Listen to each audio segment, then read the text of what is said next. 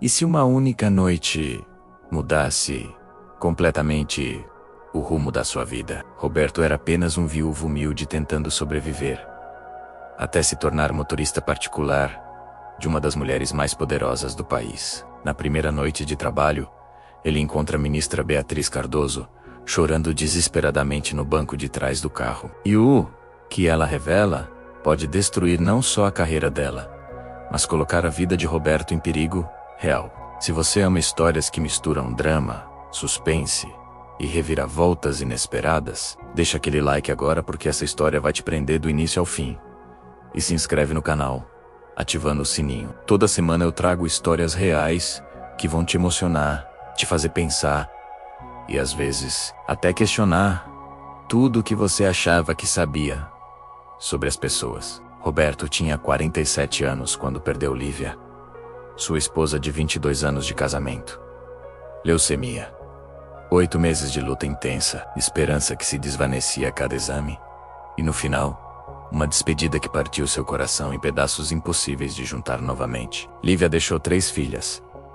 Júlia, de 18 anos, Amanda, de 15, e Sofia, a caçula de 12. 3 meninas que agora olhavam para o pai como se ele tivesse todas as respostas do mundo, quando na verdade Roberto mal conseguia encontrar respostas para suas próprias perguntas. Como pagar o aluguel do apartamento pequeno na Zona Norte? Como quitar as dívidas hospitalares que chegavam todo mês, como lembretes cruéis de quanto custou tentar salvar quem ele mais amava? Como colocar comida na mesa e ainda assim dar dignidade para suas filhas? Roberto trabalhava como motorista de aplicativo, 16 horas por dia, no trânsito caótico da cidade. Acordava às 5 da manhã, voltava à meia-noite, almoçava sanduíches frios no carro entre uma corrida e outra. Via as meninas apenas nos rápidos momentos em que chegava em casa exausto demais para conversar de verdade. Júlia assumiu o papel de mãe prematuramente,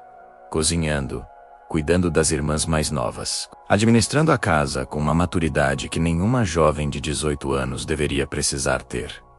Roberto sentia que estava falhando como pai, falhando como provedor, falhando na promessa que fez a Lívia na última noite dela. Ela segurou sua mão, fraca, mas determinada, e sussurrou com a voz rouca pela doença: promete que vai viver de verdade, amor. Não apenas sobreviver, viver.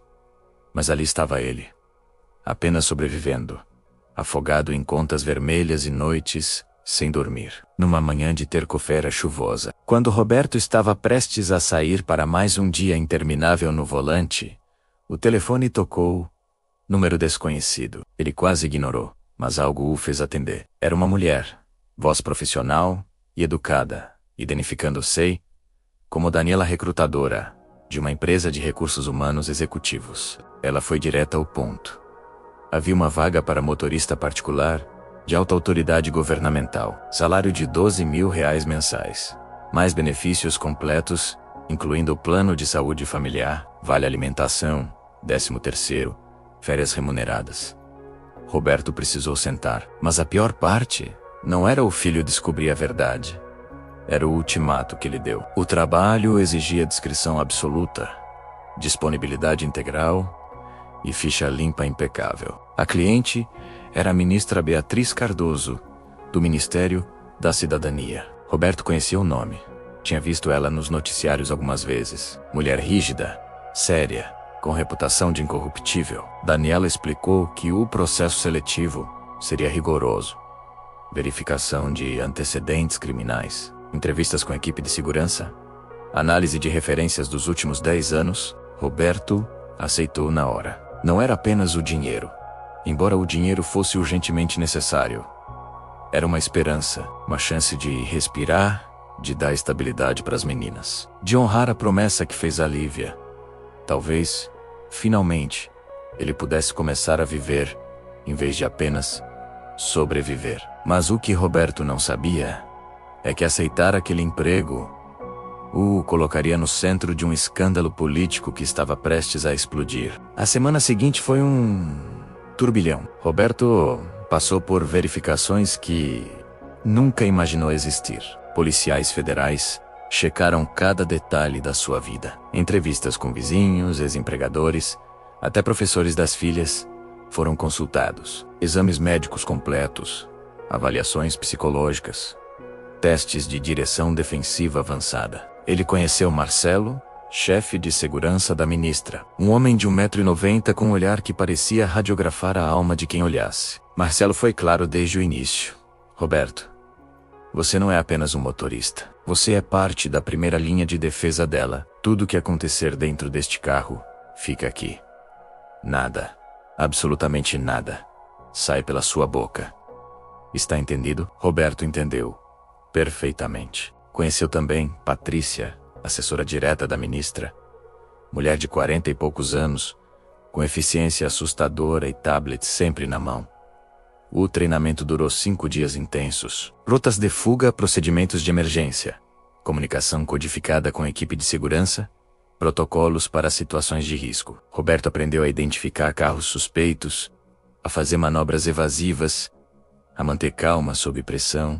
Visitou o gabinete da ministra pela primeira vez e sentiu-se como se tivesse entrado em outro universo. Mármore italiano no chão, obras de arte nas paredes, vista panorâmica do Congresso Nacional pelas janelas enormes, seguranças armados em cada corredor, um helicóptero pronto no heliponto do telhado para evacuações de emergência. Roberto, que 3 semanas atrás estava comendo sanduíches frios num Corsa velho, agora estava sendo treinado para dirigir uma BMW blindada de R$500 mil.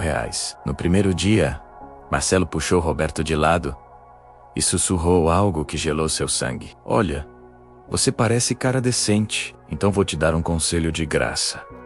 Não tenta conhecer a ministra. Não tenta criar conexão. Não tenta conversar além do estritamente necessário. Ela não é sua amiga. Você é funcionário. Mantenha distância profissional sempre. Porque se você começar a saber demais da vida dela, sua própria vida pode ficar complicada.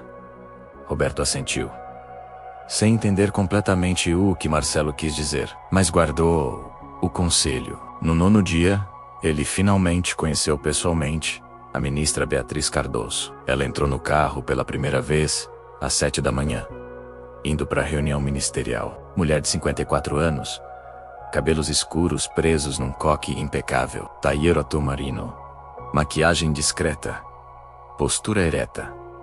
Não olhou para Roberto, apenas disse bom dia sem entonação, abriu o laptop e começou a trabalhar. Durante todo o trajeto de 40 minutos, ela não levantou os olhos uma única vez. Roberto dirigiu em silêncio, como havia sido treinado. E a ministra nunca olhava nos olhos de Roberto. E ele estava prestes a descobrir por quê. Os primeiros 9 dias de trabalho seguiram o mesmo padrão. Ministra entrava no carro, mal cumprimentava. Trabalhava no laptop, ou fazia ligações em voz baixa o tempo todo. Roberto era invisível. Apenas o motorista, exatamente como Marcelo havia dito. Era na 10ª noite que tudo mudaria. Quinta-feira, 23 de novembro. Roberto lembrava da data porque era aniversário de Lívia.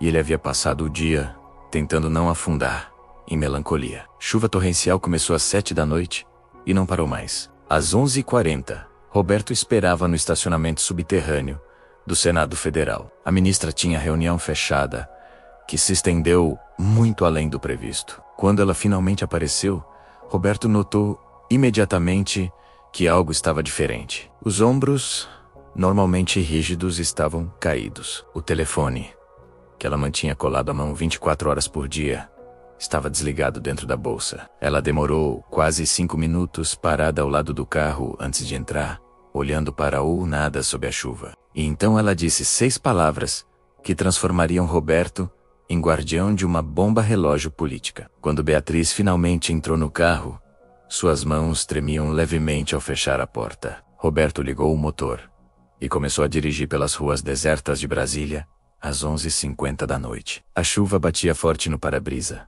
Os limpadores trabalhavam no ritmo máximo. 10 minutos se passaram em silêncio absoluto. Roberto mantinha os olhos na estrada, mas estava hiperconsciente da presença dela no banco de trás. Foi quando ele ouviu um som abafado, sufocado, como alguém tentando, desesperadamente, não fazer barulho. Ela estava chorando. Não era choro discreto, de quem quer manter compostura. Era desespero puro. Soluços convulsivos que ela tentava controlar mordendo a própria mão. Roberto sentiu o estômago apertar. Conhecia aquele tipo de choro. Era o mesmo que ele chorou quando Lívia morreu. O choro de quem chegou no limite absoluto. Ele olhou pelo retrovisor e viu a mulher mais poderosa, que conhecia completamente despedaçada. Contra todos os treinamentos, contra todas as instruções de Marcelo, Roberto fez o impensável. Falou: "Ministra, a senhora está bem? Precisa que eu pare o carro?" Sua voz era suave, preocupada. O choro parou abruptamente. Silêncio tenso encheu o veículo. Roberto quase pediu desculpas por ter falado, mas então ela respondeu. Voz fraca e quebrada, tão diferente do tom firme que usava normalmente.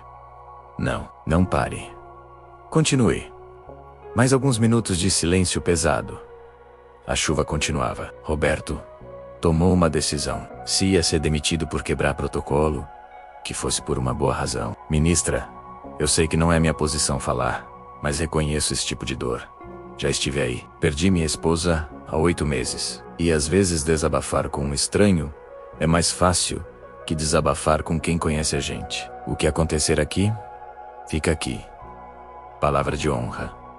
Outro silêncio. Roberto achou que tinha cruzado a linha definitivamente. Mas então, Beatriz falou. O que a ministra estava prestes a confessar poderia não apenas destruir sua carreira, mas colocar a vida de Roberto em perigo real. Você tem filhos, Roberto? A pergunta veio baixinho, quase um sussurro. Tenho, ministra. 3 meninas, 18, 15 e 12 anos.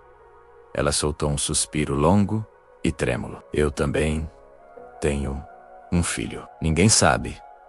Roberto sentiu um frio percorrer a espinha. Continuou dirigindo, esperando que ela decidisse se ia ou não continuar. A chuva diminuiu um pouco. As ruas estavam vazias. Apenas alguns carros noturnos. Aqui e ali, Beatriz recostou-se no banco, olhando pela janela para as luzes da cidade. Ele tem 30 anos. Quando eu tinha 24, estava começando minha carreira política. Era estagiária de um deputado importante. Jovem, ambiciosa, deslumbrada com aquele mundo de poder. E estúpida, muito estúpida.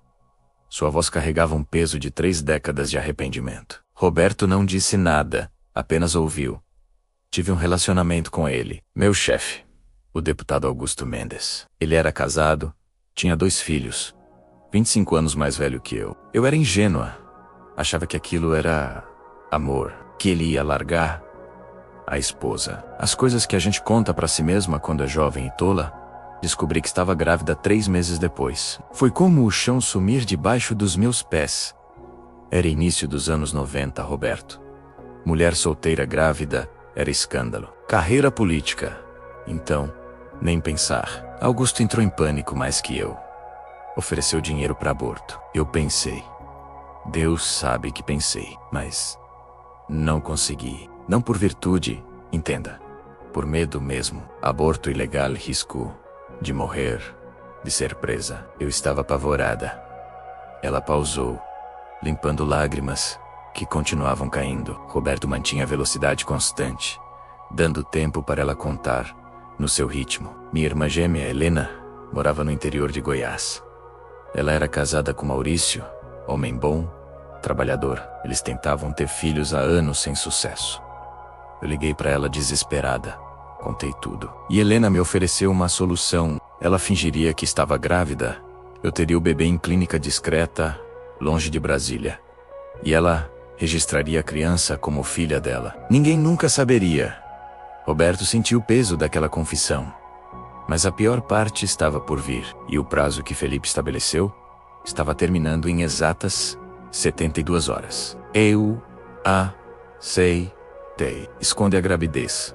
Pedi transferência para escritório regional, alegando oportunidade de carreira. Passei 6 meses em Goiânia. Tive meu filho numa clínica particular, sozinha, sem ninguém além de Helena na sala de parto. Ele nasceu dia 15 de março de 1995. Pesou 3 quilos e 200 gramas. Tinha cabelo escuro, olhos enormes. Chorou forte quando nasceu. Eu segurei ele por 10 minutos. Só 10 minutos. Depois, entreguei para Helena e voltei para Brasília. Uma semana depois, a voz de Beatriz estava tão baixa que Roberto precisava se concentrar para ouvir. Registraram ele como Felipe Augusto Silva, filho de Helena e Maurício, meu sobrinho oficial. Eu visitava nas férias, mandava dinheiro todo mês, disfarçado como ajuda para a irmã. Comprava presentes de aniversário, de Natal. Mas sempre como tia. Nunca como mãe. Felipe cresceu sendo amado por Helena e Maurício. Teve infância boa, família presente. Eles foram pais incríveis para ele. Melhores do que eu jamais teria sido. Verdade seja dita. Beatriz limpou o rosto com as mãos, tentando recuperar a compostura. Construí minha carreira depois disso. Vereador aos 28. Deputado estadual aos 32. Federal aos 36. E agora ministra aos 52. Minha imagem pública sempre foi essa. Mulher casada com trabalho, sem filhos por escolha, dedicada totalmente à causa social. Ironia, né? Ministra da Cidadania que abandonou o próprio filho. O sarcasmo amargo em sua voz cortava. Roberto chegou a um sinal vermelho e aproveitou para o ralar brevemente pelo retrovisor. Ela estava com a cabeça entre as mãos. Helena morreu há 4 meses. Derrame cerebral. Do nada. Eu estava em reunião quando recebi a ligação de Maurício. Fui pro enterro, chorei minha irmã, voltei para Brasília. Achei que a vida continuaria como sempre. Mas 3 semanas atrás, Felipe me ligou. Ele tinha encontrado uma pasta no quarto de Helena, enquanto organizava as coisas dela. Certidões de nascimento originais, cartas antigas, que trocamos quando eu estava grávida. Fotos minhas grávida que ela guardou secretamente todos esses anos. Felipe confrontou Maurício, e Maurício, coitado, não aguentou a pressão. Contou tudo, que eu era a mãe biológica, que Helena só fingiu gravidez para me ajudar, que toda a vida dele foi baseada numa mentira. As lágrimas voltaram com força. Felipe me procurou.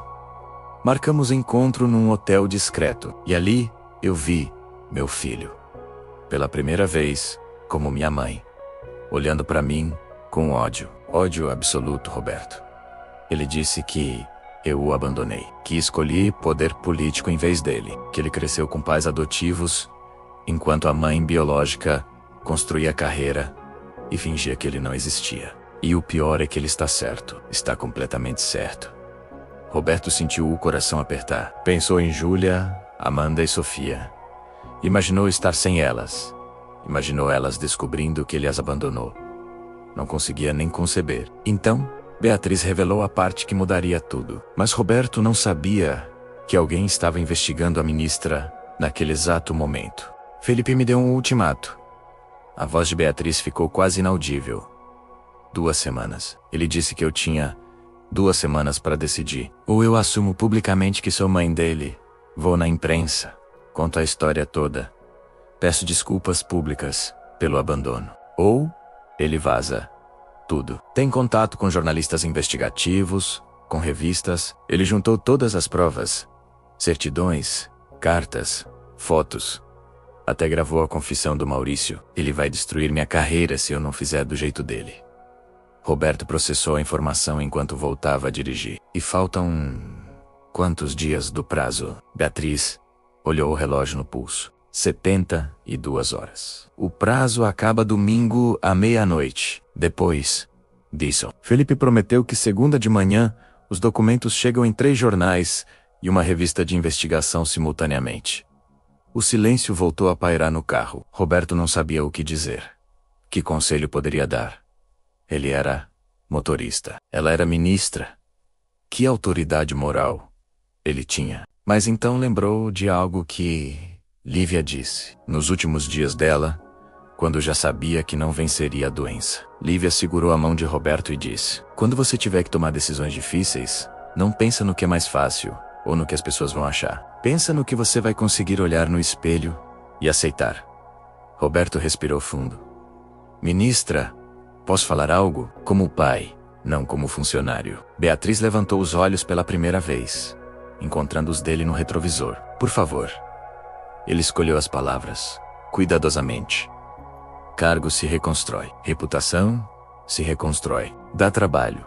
Dói. Mas se reconstrói. Mais tempo perdido com o filho. Esse não volta nunca. Minha esposa me ensinou isso nos últimos dias dela. Ela disse: não importa o que a gente tem ou deixa de ter nessa vida. Importa quem estava ali quando a gente precisou.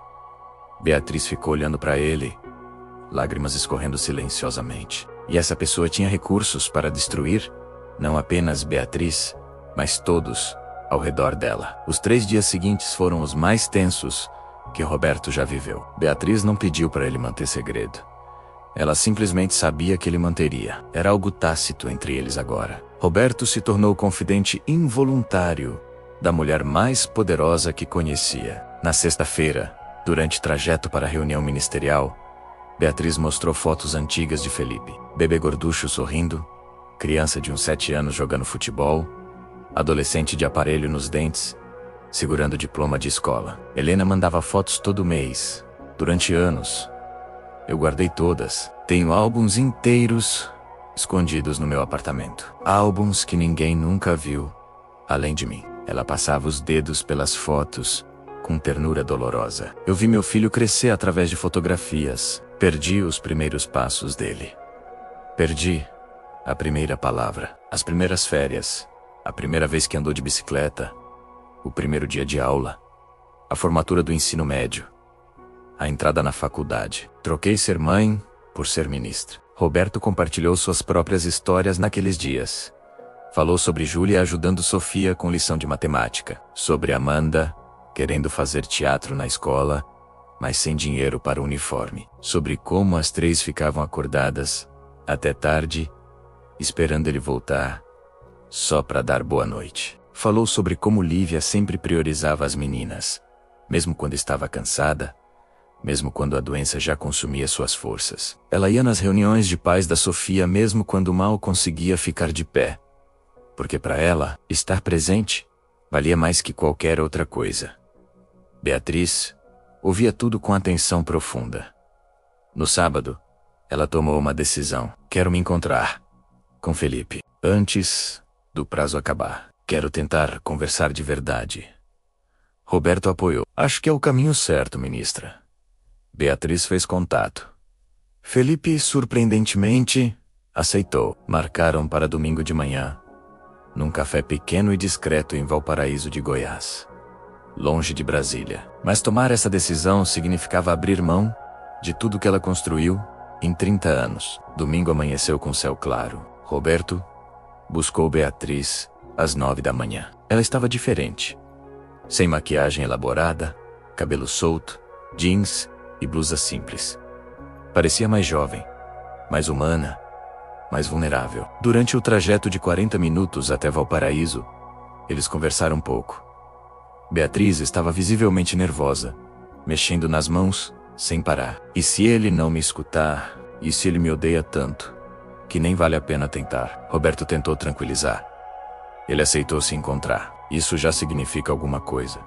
Chegaram ao café às 10h15, um lugar pequeno, com mesas de madeira rústica, longe de qualquer mídia ou olhares políticos. Felipe já estava lá. Roberto o viu através da janela. Homem de 30 anos, cabelo escuro, igual ao da mãe, ombros largos, expressão séria. Beatriz respirou fundo 3 vezes antes de sair do carro. Fico aqui, perto. Se precisar de mim, é só acenar. Ela assentiu, agradecida. Roberto estacionou do outro lado da rua, com visão clara do café. Viu Beatriz entrar, viu Felipe se levantar, viu o aperto de mão formal e frio entre os dois. Eles sentaram, um de frente para o outro. Roberto não conseguia ouvir nada, mas a linguagem corporal contava a história. Primeiros 20 minutos, tensão visível, corpos rígidos, pouco contato visual. Aos 30 minutos, Beatriz começou a chorar.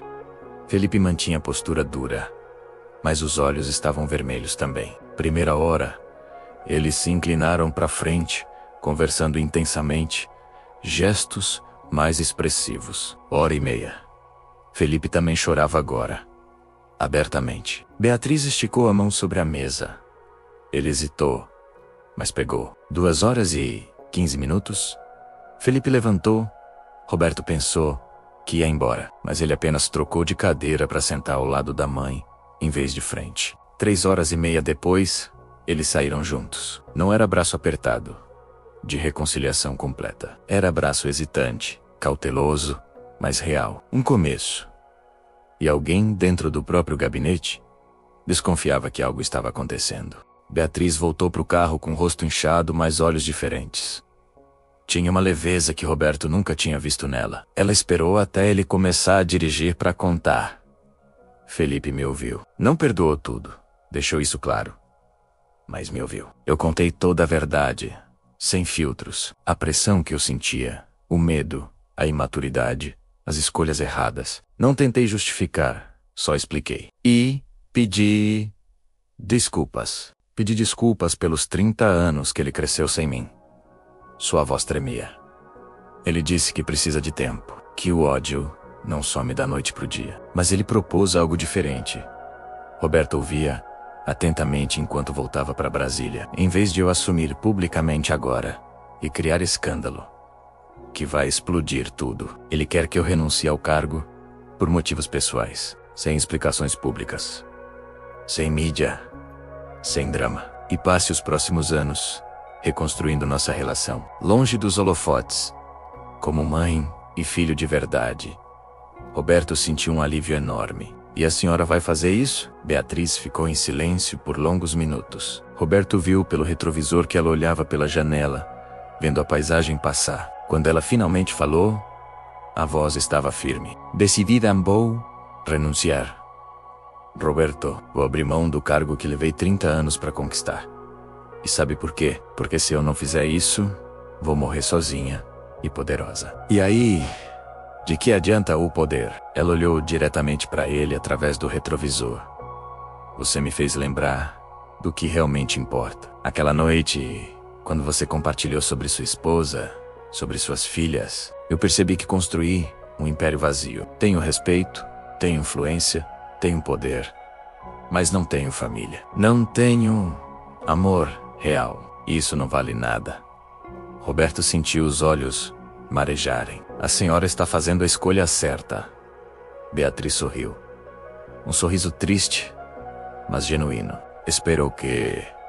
Sim, Felipe prometeu não vazar nada se eu provar que estou comprometida em ser mãe de verdade agora. Não vai ser fácil. Vamos começar devagar, com encontros regulares, terapia juntos, construindo confiança aos poucos. Na segunda-feira, Beatriz começou o processo de renúncia. Redigiu carta oficial, agendou coletiva de imprensa para quarta-feira. Ela conversou com o presidente, com líderes partidários, com assessores próximos. Ninguém entendeu. Todos tentaram convencê-la a ficar. Está no auge da carreira ministra. Por que agora? Ela mantinha a resposta vaga. Questões pessoais que não posso adiar mais. A especulação começou imediatamente. Mídia fervilhava com teorias, problemas de saúde, divergências políticas, escândalo de corrupção prestes a estourar. Beatriz ignorou tudo. Na terça-noite, ela pediu para Roberto levá-la ao gabinete pela última vez, fora do horário de trabalho. Eles entraram no prédio vazio. Seguranças noturnos acenaram respeitosamente. Ela caminhou pelos corredores silenciosos, tocando paredes, olhando fotografias oficiais penduradas. Sabe o que é engraçado, Roberto? Esse lugar representou minha vida inteira, por tantos anos. E agora parece tão pequeno. Ela juntou seus pertences pessoais, fotos, livros, uma planta que mantinha na mesa. Deixou as honrarias, placas, diplomas, esses ficam pro próximo. Quarta-feira chegou, coletiva de imprensa, às 10 da manhã. Roberto levou Beatriz, mais cedo, pro Palácio do Planalto. Dezenas de jornalistas, câmeras de todos os grandes veículos. Curiosidade palpável no ar. Beatriz subiu no palanque com postura impecável, última vez vestindo o poder como armadura. Ela leu a carta de renúncia, com voz firme, por motivos estritamente pessoais e inadiáveis. Solicito Exoneração do cargo de ministra da Cidadania, efetiva a partir desta data. Foi honra servir ao país, mas há momentos na vida em que precisamos reavaliar nossas prioridades. Agradeço ao presidente pela confiança, aos colegas pelo trabalho conjunto e ao povo brasileiro pela oportunidade de servir. Perguntas explodiam dos jornalistas. Que motivos pessoais? A investigação correndo? A senhora vai se candidatar a outro cargo? É saúde? É política? Beatriz manteve resposta padrão. Não farei declarações adicionais. Agradeço a compreensão.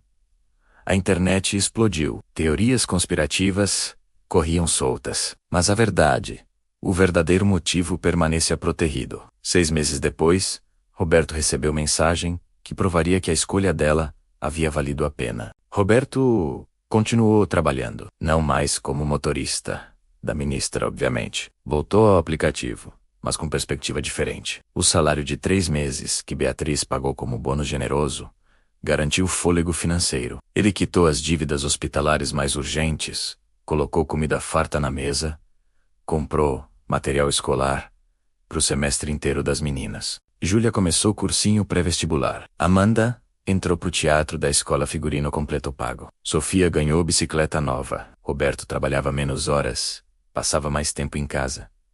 Jantava com as filhas toda a noite. Ajudava com lições. Via filmes juntos.